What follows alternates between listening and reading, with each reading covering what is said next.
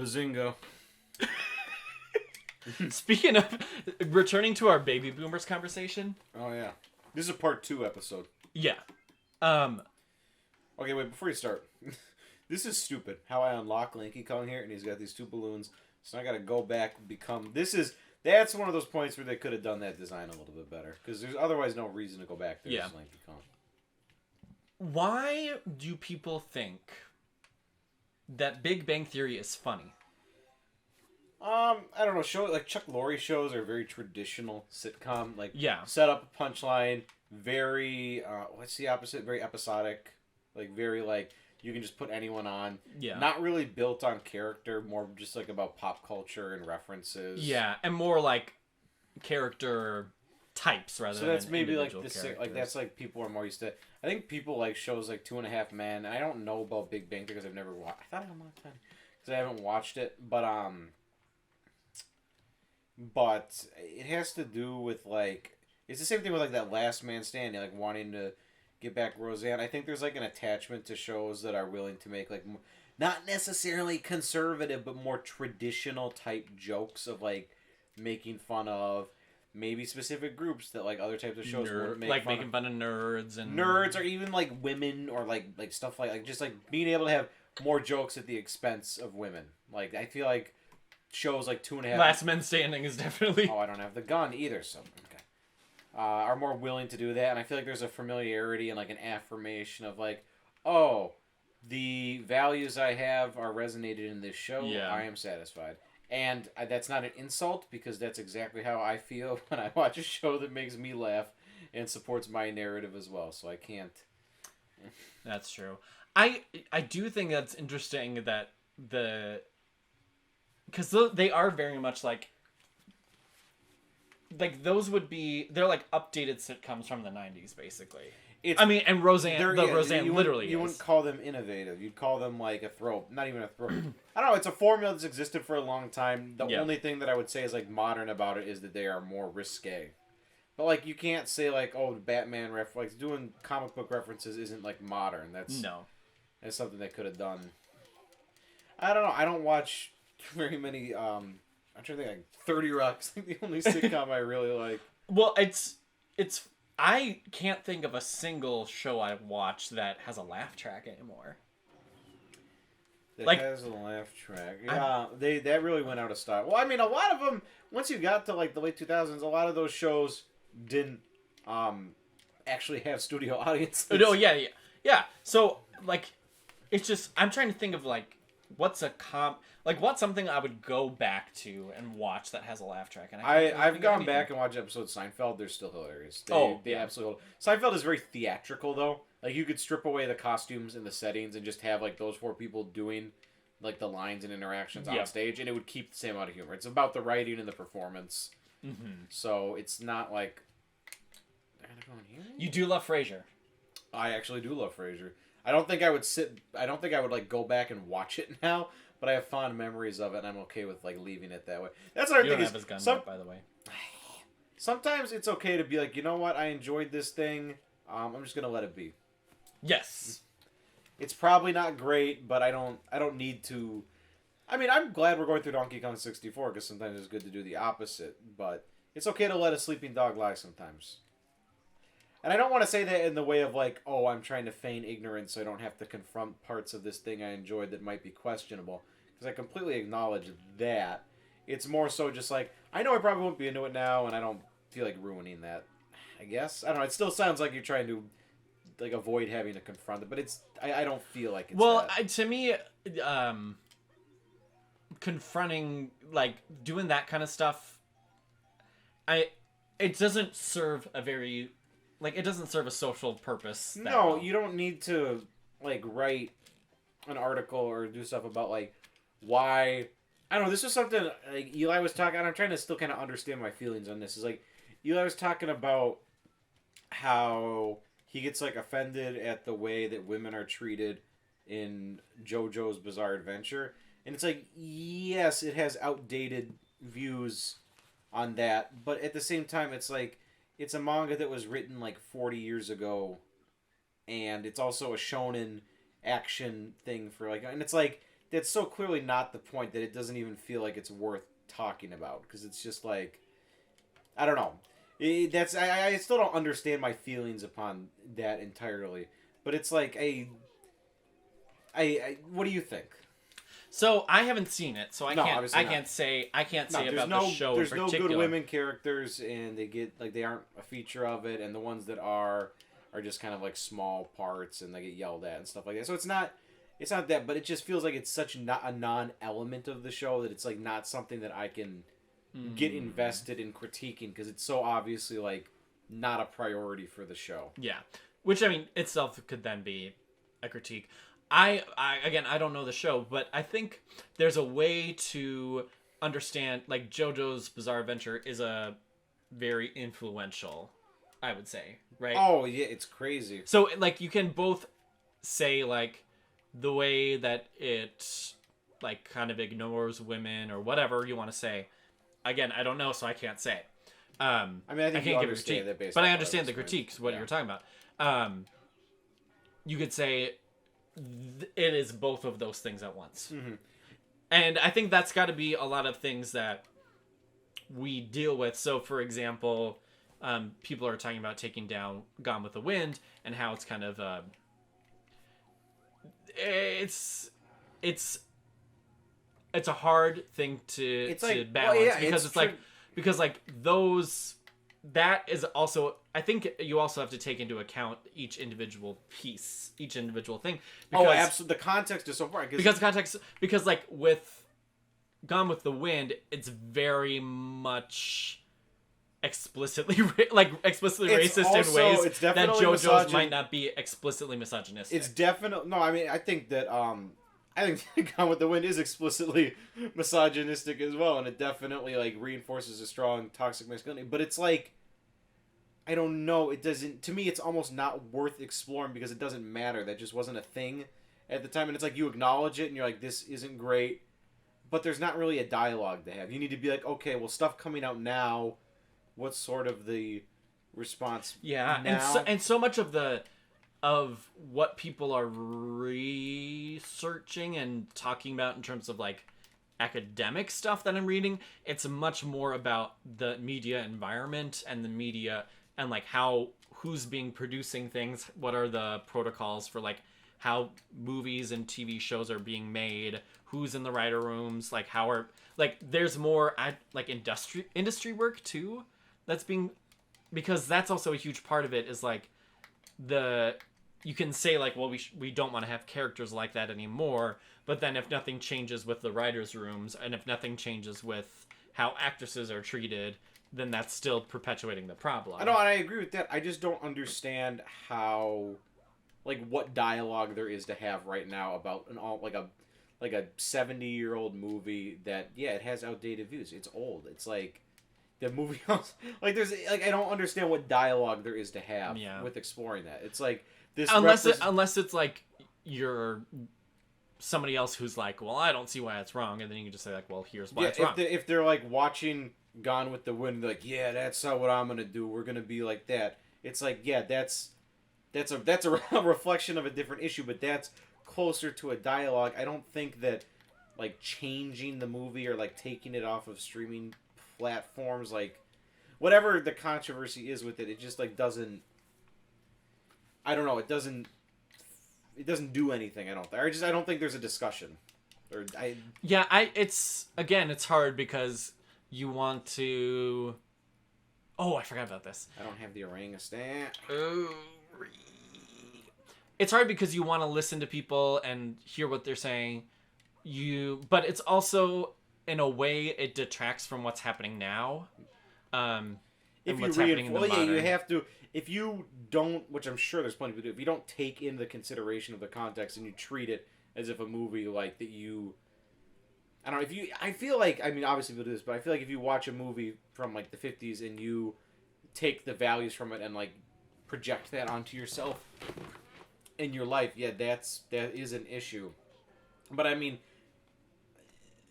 I want to say how dangerous is that right now, but it is probably still a very real thing. So it's and it's hard too because the research about representation, a lot of people are kind of saying that A single representation doesn't matter unless it's within its historical context. So like the characters of Gone with the Wind, for example, the only reason that it matters is because of the historical context that was in and the other media products that it's like referring to and having like a conversation, quote unquote, with.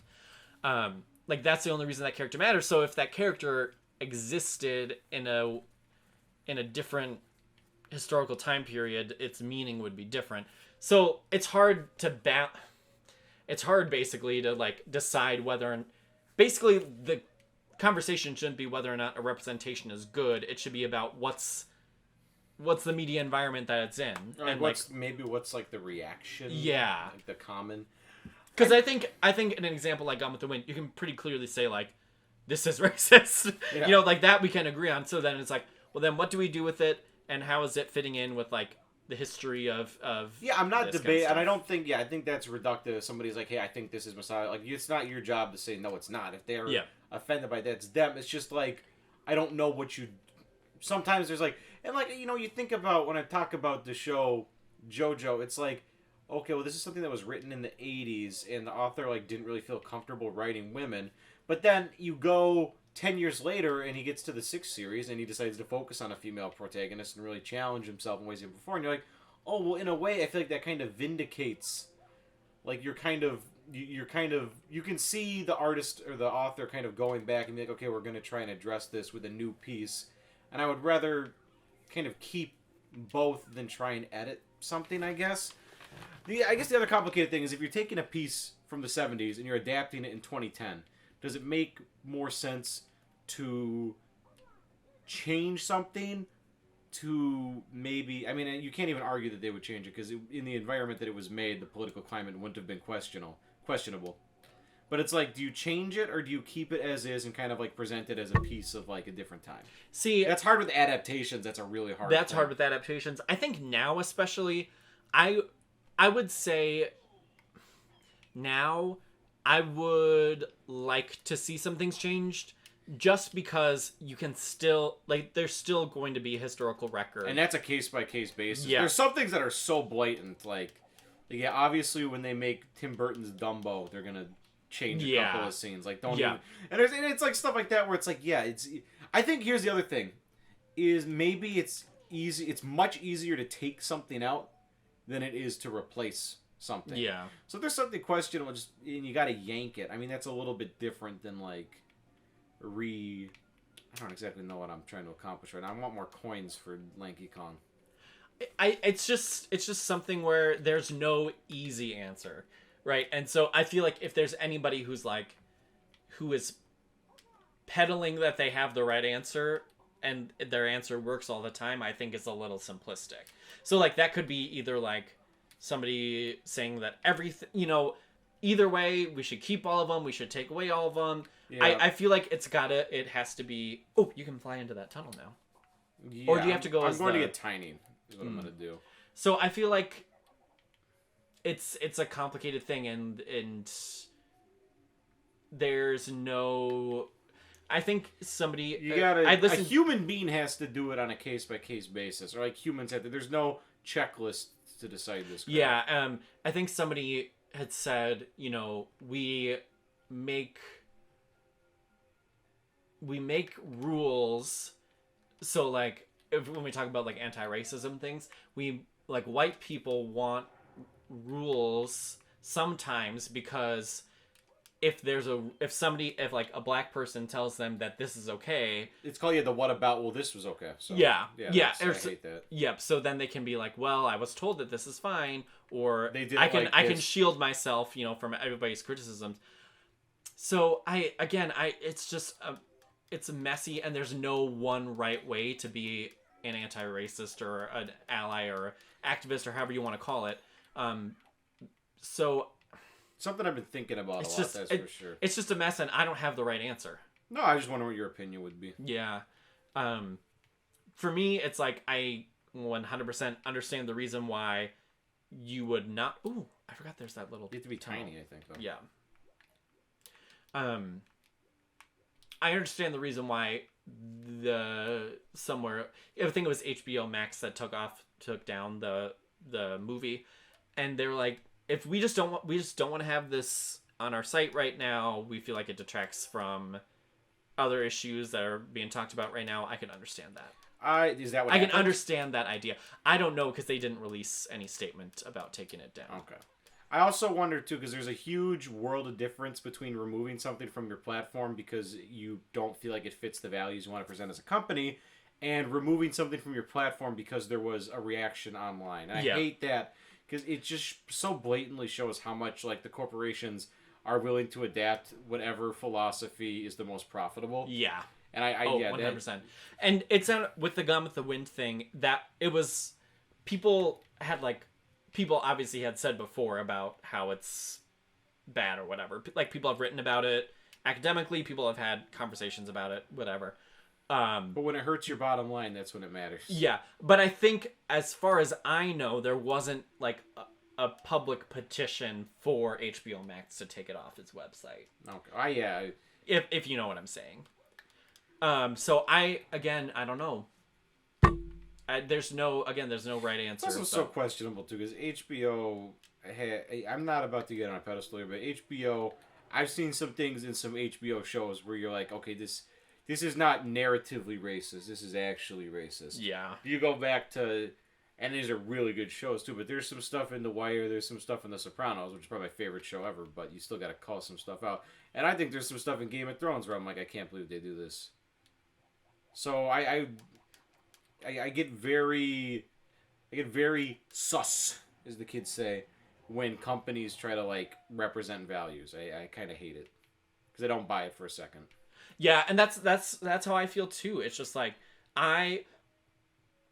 part of inherent in the argument that we need to hold companies accountable, but we also can't let companies be moral authorities because we know what they're inherently compromised by their desire to make money. So like I also think there should be more of a social understanding that we need to draw our morality from places other than large companies, including media companies. Yeah.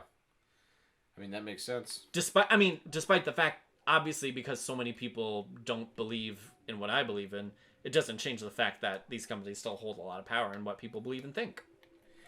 I think you were talking about, like, how do you know, like, without taking any sort of objective point, like, how do you know who is the one that might be wrong? Here's a clear indicator. I feel like a huge red flag is if somebody's saying, don't be offended so much. Yeah, that's the red flag. How come everybody gets so offended? And it's like, I don't get offended at, like, anything, but it's like, you can't tell somebody that what you said or done, like, didn't hurt them. Yeah, like, it's not a two-way agreement. You didn't make a deal. He didn't write you a check. It's like, you made me feel this way, and you can choose how you react to what I told you made me feel. Interpersonal relationship, that's another plus one on that. I feel like I've been, in terms of like conversations in person with friends, I feel like I've gotten better at it. I'm not perfect again, but that's one of the things I think I've leveled up in per se.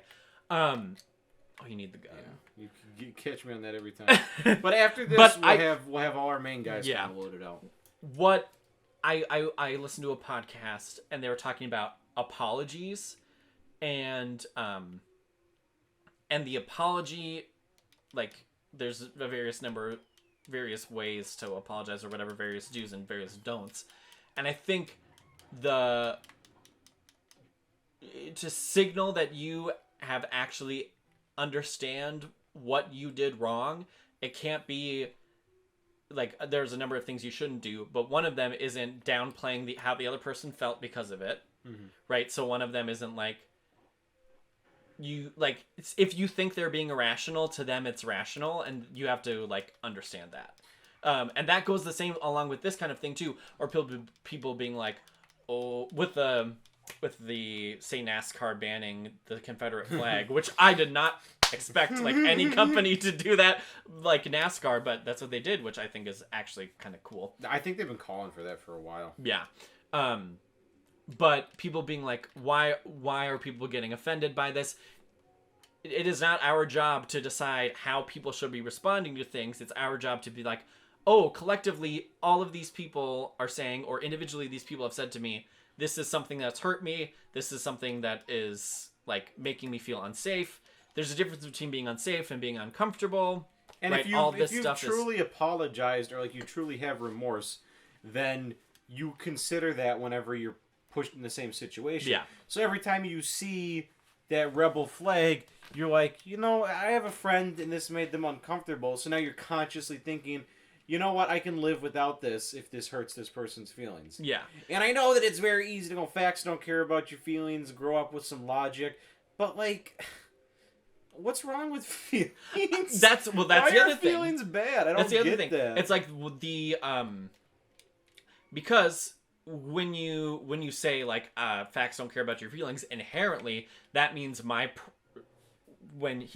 philosophy is correct and yours isn't. And also my feelings of pride, of being comfortable, of being whatever, my feelings, your feelings are inherently tied to that statement, that facts don't care about your feelings, because you having pride in yourself, whatever you want to call it, right, is more important than anybody else's response to how you... If I'm communicating that well at all. He's like a robot, man. Like, I don't get it. Like, I love life the most when I'm like happy or when I'm sad or like when there's an emotional reaction to. I thought I just bought the gun. Do I not have it? What did I just buy? What the heck? Okay, well, we're going back. We're going back. I could have sworn I bought the. Okay, it doesn't matter. Well, and that's what I find. So, like, these guys, it's like, you want the power over other people, and power is only being able to be... Power is something that is only able to be communicated through like communication. Yeah, like ones and zeros.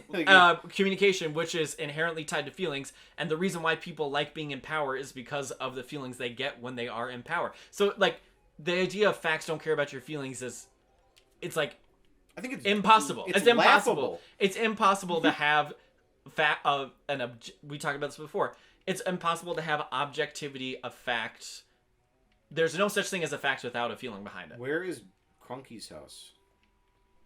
Is it over there? The llama, you mean? No, I'm looking for Funky Kong. Oh, up here and to the left. Like, it's just... I'm having a word salad right now. No, I get what you're saying.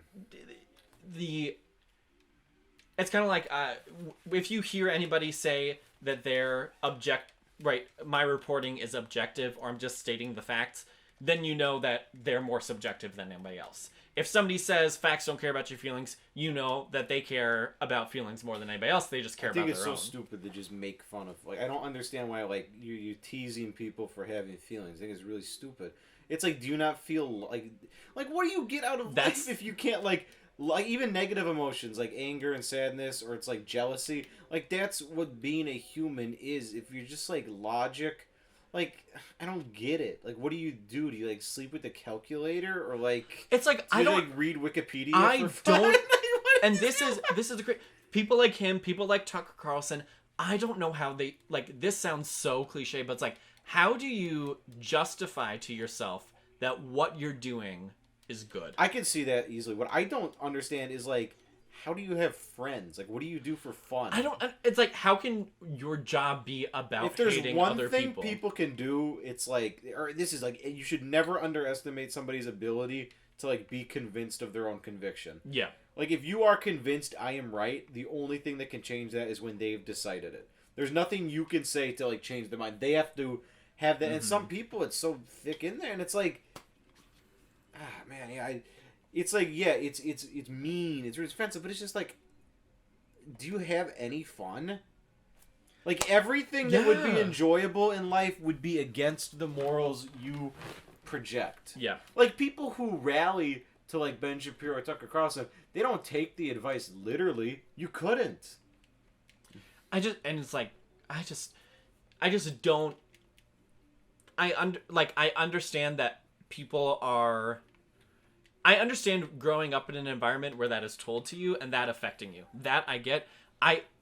find it so hard to believe that like people, I guess I don't want to believe, but unfortunately it's true. It's just like people like and enjoy being inconsiderate to other people. They like and enjoy making other people feel uncomfortable, Well, it's unsafe. because it's. I mean, and I think we've all experienced this on some level. But like when you punch down, you feel up in like a weird twist way. That's a very human thing. Yeah. But I think that's part of learning. I guess this isn't the exact answer. That's like part of growing up is learning to punch up. Yeah. Learning to like criticize and question people who have more power and status than you instead of. Because when you do that to people who have less power, well, you're just picking on them. That's just mean. Yeah. When you're calling out people who are like authority figures or like people of wealth and status, well, it'll like, I don't know. You have more people who are. I mean, chances are you have more people like you than people that aren't. Yeah. So like you're intentionally isolating yourself. It's just. I'm trying to like wrap my brain around what just choosing to. I mean, it's lucrative, I bet, which is a terrible thing in itself. They don't do anything. Tucker Carlson, their family came from. I can't remember what they own, but they own some business. They're not in it for the money. It's just like his dad. What the heck was it? It wasn't Quick Trip, or it was something like his dad owned a company. Ugh, if he owns Quick Trip, I'm out. I think I love Quick Trip. Quick Trip's out of business. They're all becoming Speedway now. Oh, or no, really? Super America is Speedway now. Yeah, Super America Speedway. Oh my god, I can't tell you how many times in Milwaukee I got the for real shakes from Speedway at like 3 a.m. Oh god. But yeah, it's just like I think we're at that point in our lives now where it's like if somebody tells you that you hurt them, then it's like I am sorry, and I'm gonna. And the second part then is I'm gonna do better next time, and I'm gonna prove with my actions that I understand. Yeah, that's the only way that you can actually be sorry. I think is like demonstrating your values. And like again, it's that cliche where there are balloons in here. Those are purple though. Oh, that's dumb. They're Chinese. So like it's like the cliche with your parent when a kid like does something wrong, then they'd be like, well, we'll just have to wait and see. You know, I think it's used negatively sometimes, but like. If you really are like interested in making sure everybody's equitable, and then somebody tells you like, hey, don't say that because it's like disrespectful and has a racist history, and then they're like, well, sorry, I didn't know there were so many rules about this. Like, then you're again making it about yourself. What it is? The rhetoric really comes down to there's like this thing where when you say stuff like that, I think people immediately assume you're I gotta have the water going. Maybe you have to drain it. People assume you're coming from like a point of superiority. Yeah. Like I'm trying to say like, hey, don't do this. My value is higher than yours, and I think you have to do this as tiny. My values. Oh no, this is me. My values are better than yours, and I'm smarter than you. And I think that's a real easy way to dissuade what people are saying. Yeah. It's like, oh, you think you're so good, and then they just went away. But this comes back to the conversation about objectivity. There is no objectivity. There is no superiority. I'm telling you what I believe. Yeah. I'm not saying that's what's correct. But if you trust me or you care about how I feel, then you'll listen to what I have to say. If you don't, I mean, that just shows that you don't really care. And your pride is worth more than the information. Yeah, you don't care about the information. You're just trying to be rude or defend something else, and it's like, well, it's I like this vulture's design. Right, so like you don't want to hurt your ego, and you have to put your ego away and then understand why other people want, It's just so many. I think part of it is people. It goes kind of like with the First Amendment discussion too. I think people in America, and it's kind of one of our greatest crappy things we do, is we still think that what is good for us as an individual is the most important. And that's what matters the most. I think that is like a big part of, like when people say states' rights and they try and say stuff like that, that feels. And like I feel like the rest of the world thinks America's selfish because we are. Yeah. Because a lot of us were raised on that idea of like rugged individualism, where it's like, well, I'm gonna do what's right for me, and everybody else be damned.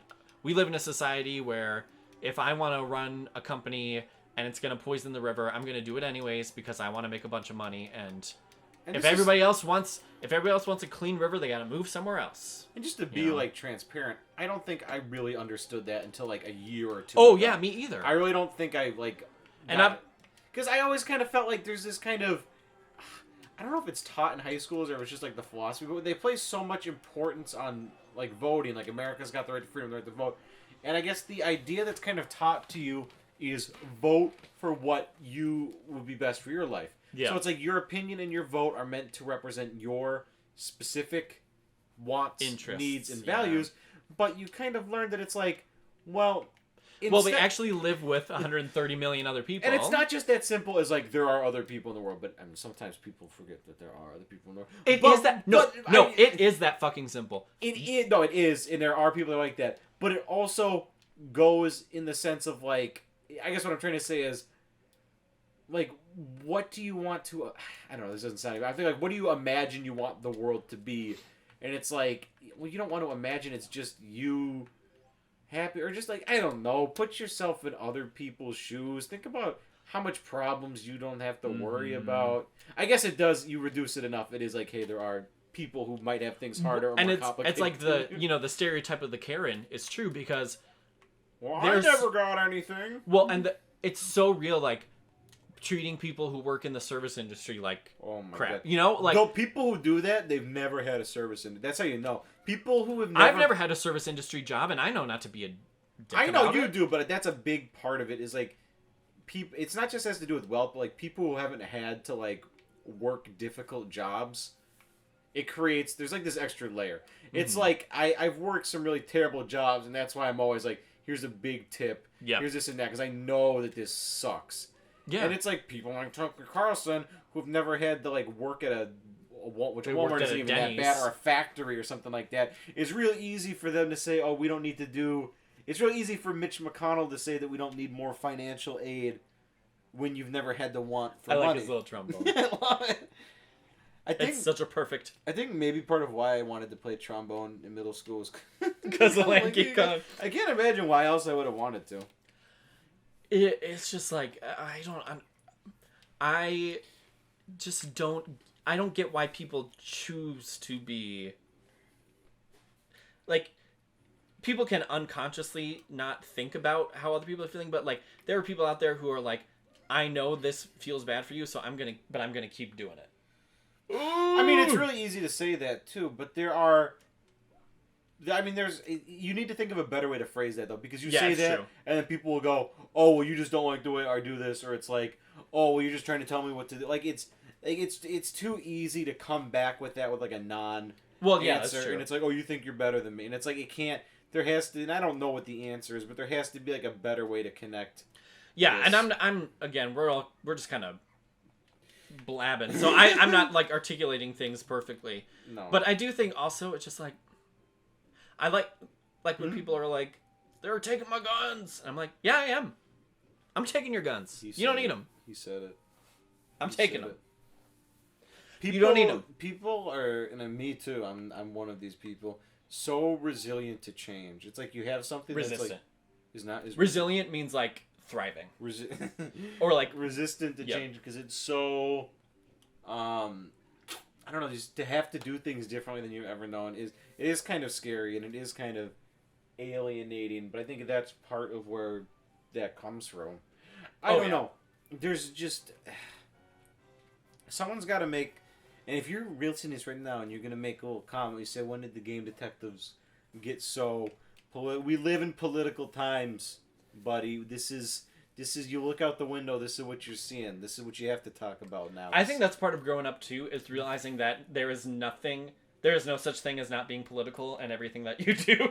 No, I can't go and get a blizzard at Dairy Queen without getting upset at Ronald Reagan.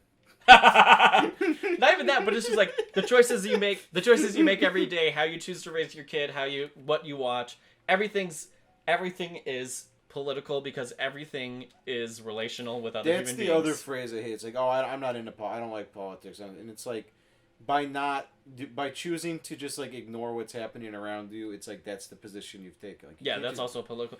It's like if you eat, breathe, participate in any kind of social. Like, maybe if you go into the middle of the woods... That would be cool if you did the no politics challenge, and it's like you have to go as long as you can without saying anything. You can't purchase you can't purchase anything. You certainly couldn't say any words. You can't talk to anyone. Yeah.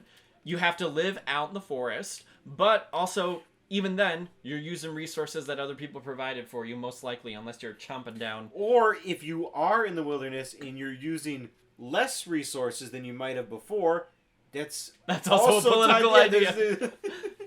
There's Because like the moment we have that humans have.